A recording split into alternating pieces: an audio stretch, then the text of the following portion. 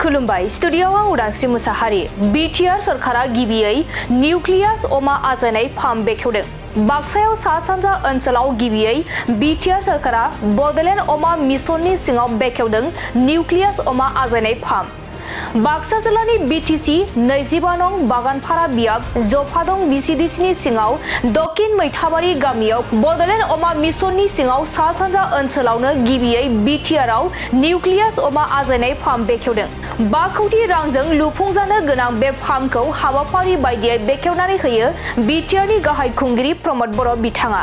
बे बेखेवनाय हाबाफारियाव तामुलपुर विधानसभा बियाबनि एमएलए जलेन दैमारी, 25 नं बागानपारा बिटिसि आयेन आफादनि बुंथिगिरि खाथिराम बर', मावफुं सोद्रोमा राकेश ब्रह्म, बर' कछारी गाव हायुङारि खुंथाय आफादनि लेङाइ मावफुं सोद्रोमा रमिय पि नार्जारिजों लोगोसे गोबां जुनार बिफाननि मावख'गिरिफोरा नुजाथिदोंमोन। बे बेखेवनाय हाबाफारियाव प्रमद बर'आ बाहागो लानानै खौरां बिजोंनि गेजेरजों बे फार्माव गोजौ थाखोनि फिसा आजायनायजों लोगोसे ट्रेनिं सेन्टारबो खालामनाय जागोन। बे फार्मनि जोहै रांखान्थि बिथिङाव अमा फिसिग्रा आबादारिफोरा जौगागोन। लोगोसे बिथाङा बिटिआरआव सा 5000 अमा फिसिग्रा आबादारिफोरखौ ट्रेनिं होनाय जाबाय आरो अमा फिसा आजायनाय फार्मनि थाखाय सा 120 आबादारिफोरखौ जर'खा फोरोंथाय होनायजों लोगोसे फार्म गायसंनो थाखाय रां होनाय बाथ्राखौ फोरमायदों बिथां प्रमद बर'आ। दानिया फैदो बिथां प्रमद बर'आ खौरांगिरिनि गेजेरजों मा बाथ्रा फोरमायखो जों आबुङै खोनासंनि। दक्षिण मैथाबारी गाँवत इयात आगर शेरी फार्म आছিলে किन्तु इतिया इटु आमार पिक मिशनक दिया होइसे। इयात प्रथमबार उत्तर पूर्वांचलर आमी निउक्लियास पिक ब्रिडिंग फार्म एटा सेन्टार इयात आरम्भ करिছো 5 कोटी टकारे आरो इयात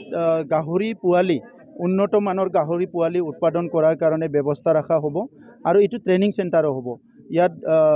गाहरी पालन करा सकলৰ कारणे बायोसिक्युरिटीটো सबसे डाঙर कथा। माजे माजे स्वाइन बेमार आহে आरो तिতিয়া गाहरीबिलाक मरि যায়। जी आमार अञ्चলত इतिया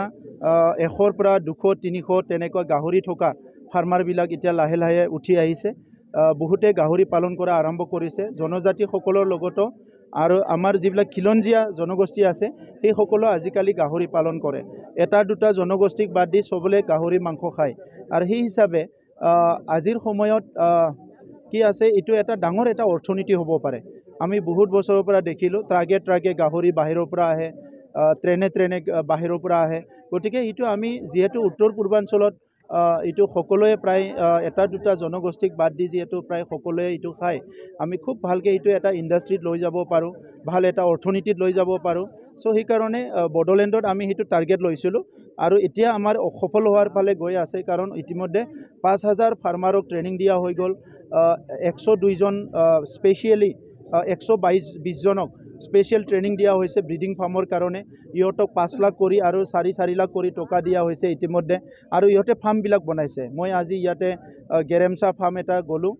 सुंदरকৈ তেখেতসকলে बनाइसे। गतिके 1-2 বছৰৰ ভিতৰত আমাৰ যেটো টাৰ্গেট আছিলে 1 lakh kilo per day product কৰিব লাগে গাহৰি মাংস, হিটো এই টাৰ্গেটত আমি গৈ আছো। আৰু এইটো যেটো নিউক্লিয়াস ফাৰ্ম ইটো ওচৰে পাজৰে যিমান গাহৰি পালক আছে তেখেতসকলক সহায় কৰিব। ইয়াৰ পৰাই তেখেতসকলে উন্নত মানৰ গাহৰি পোৱালি তেখেতসকলে পাবলৈ সক্ষম হ'ব। প্ৰায় আমাৰ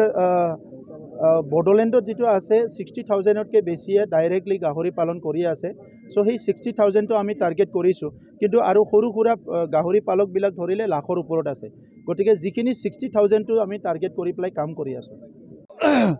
दिनै बिटिआर सरकार आरो 25 नं बागानपारा समस्तिनि आरो सा सानजा भारतनि थाखायनो बियो मोनसे जारिमिनारि सान।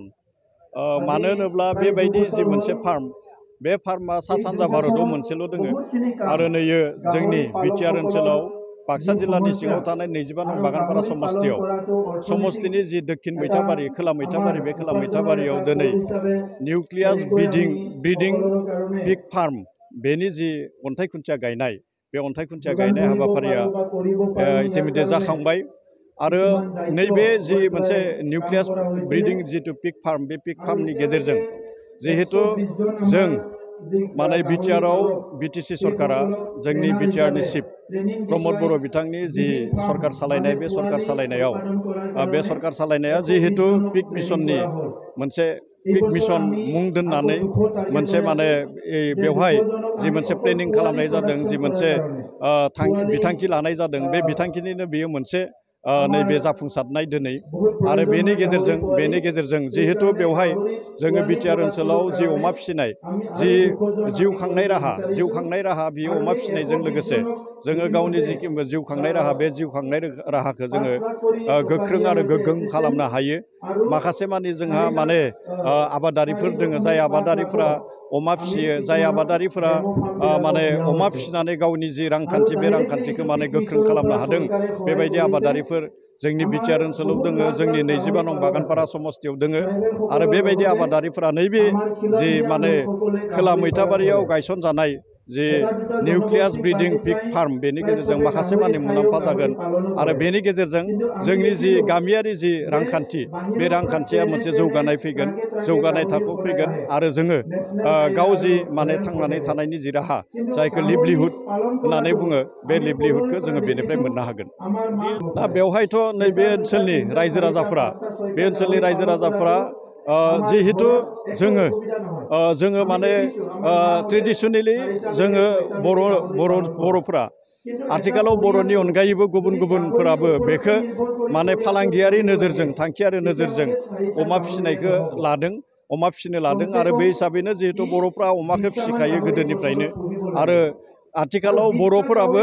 जि अमा फिसिनाय बे अमा फिसिनाय जि आबाद बे आबादखौ मोनसे फालांगियारि नोजोरजों बे फालिनायनि जिखिनि थांखि बेखौ लादों दिनै जोङो नुनो मोनदों बेवहाय जाय बिथांमोननो माने जि पिग फार्मनि जि किट होनाय जादों माने बेवहाय माने एसे रां अनसुंथाइ होनाय जादों इन्डिभिजुवेलि आरो दिनै माने जोंनि बाक्सा जिल्लानि सिङाव थानाय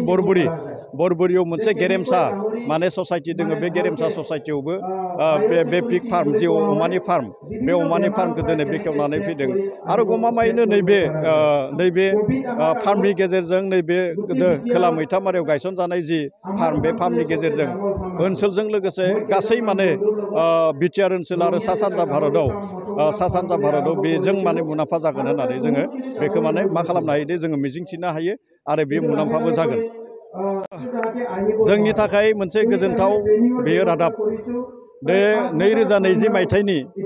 27 जानुवारियाव जि बिटिआर माने सुक्ति जाबाय बे बिटिआर सुक्तिनि गेजेरजों जोंनि आगोलाव थानाय जि बिटिएडि बे बिटिएडिनि सिमाया बारायनानै गहपुरसिम माने गोदोनि सनितपुर बिश्वनाथ जिल्लानिफ्राय माखासे माने गामिया हाबदों आरो बेवहाय 60टा रेभिनिउ भिलेजेसफोरा नैबे बिटिआर 2020 मायथाइनि जि 27 जानुवारियाव जानाय जि बिटिआर सुक्ति बे सुक्तिनि गेजेरजों बे गामिया हाबदों आरो बे गामिखौ आपातत बे गामिखौ नैबे 2025 मायथाइनि जानो गोनां जि बिटिसि बिसायख'थि बे बिसायख'थियाव भट होनो हानाय जि मोनसे राहा बे राहाखौ नैबे प्रमद बर' बिथांनि दैदेननाय जि सरकार बे सरकारा बेखौ खालामनानै होबाय आरो सोर माबे माने माबे बिटिसि बियाबाव थानानै भट होनो मोनगोन बेखौ साननैसोनि गेजेरावनो थिग खालामनाय जागोन आरो गमामायैनो नैबे ओनसोलनि जोंनि जिखिनि रायजो राजाफोरा माने नैबे 2025 मायथाइनि जि बिटिसि बिसायख'थि बे बिटिसि बिसायख'थियाव भट होनायनि जिखिनि गोहो बे भट होनायनि गोहोखौ बिथांमोना मोनबाय आरो बियो थाबैनो बेयो मोनसे मा होननानै बुंदों बेयो मोनसे जोबथा मोनसे महर मोनगोन बेयो मा होननानै बुंगोन बेखौ माने जायफोरा बिटिआर सुक्तिनि सायाव मोजाङै माने बिजिरनाय गैया एनालाइसिस गैया आरो जायफोरा माने बेखौ सानफ्रोमबो माने नेगेटिभ भिउजों जायफोरा बेखौ नोजोर होयो बिथांमोना बेखौनो नुबाय थागोन बे दिनैनि समाव 2020 मायथाइयाव 20 मायथाइनि 27 जानुवारियाव जानाय जि बिटिआर सुक्तिनि दफाफोर बे बिटिआर सुक्तिनि दफाफोरा नैबे 5 बोसोर नैबे माने 2025 मायथाइयावनो गोबांथार दफाफोरा बेवहाय सुस्रांजानो थांगासिनो दोङो गामि सोसननाया जाबाय आरोबाव माने जोंहा नैबे कलेज ना जोंनि सोलोंथाइ फसंथानफोरखौ प्रभिन्सियेलाइज खालामनायनि जिखिनि माने सुक्तियाव दोङोमोन दफा दोङोमोन बेखौबो गमामायैनो नैबे बिटिआर सरकाराबो आथिखालाव प्रमद बर' बिथांनि दैदेननाय जि सरकार बे सरकारा इतिमध्य मावफुंबाय आरो थाबैनो जिखिनि माने गुदि फरायसालि गेजेर फरायसालि आरो गोजौ फरायसालि आरोबाव थालांबावनाय माने मा होननानै बुंदों फरायसालिमा बैफोरखौ माने प्रभिन्सियेलाइज खालामनायनि जिखिनि माने जि मोनसे माने राहा बे राहाफोरखौ सरकारा लाबाय थादों आरो बेबो थाबैनो बे सुस्रांजानायनि लामायाव थांगासिनो दोङो आरो बेखौनो जायफोरा नुवाखै जायफोरा बेखौ बिथांमोना माने नेगेटिभ जि मोनसे भिउजों नायो बिथांमोना बेखौनो सानफ्रोमबो बुंबाय थागोन जेबो गैया जेबो जायाखै होननानै नाथाय बेखौ आथिखालाव जाय जियानो बुङाथों मानो प्रमद बर' बिथांनि दैदेननाय जि सरकार प्रमद बर' बिथाङा नाथाय बिटिआर सुक्तिनि दफाफोरखौ मोनसेनि उनाव मोनसे मावगासिनो दोङो आरो दाखालै बावैयो नैबे थांनाय 1 मे खालि जेब्ला दिल्लीयाव बर'नि बिफा बड'फा उपेन्द्रनाथ ब्रह्मनि मुसुखाखौ गायसननायजों लोगोसे बेवहाय बड'फा उपेन्द्रनाथ ब्रह्मनि मुङाव जेब्ला लामा माने उसुर्गा होयो इदिनखालि भारतनि नखर मन्थ्रि बिथाङा बुंदों नैबे 2025 मायथाइनि बिटिसि इलेक्सननि आगोलावनो आरो 2025 मायथाइयावनो बेयो माने 100 जौखोन्दो मावफुंजागोन होननानै बिथाङा बुंदों आरो बै हिसाबैनो जोङो भारत सरकार आरो आसाम सरकारखौ नाजानाय आरो मावफुंनायखौ जोङो नुनो मोन्दों जोंबो माने फोथायदों जोंबो आसा खालामदों दे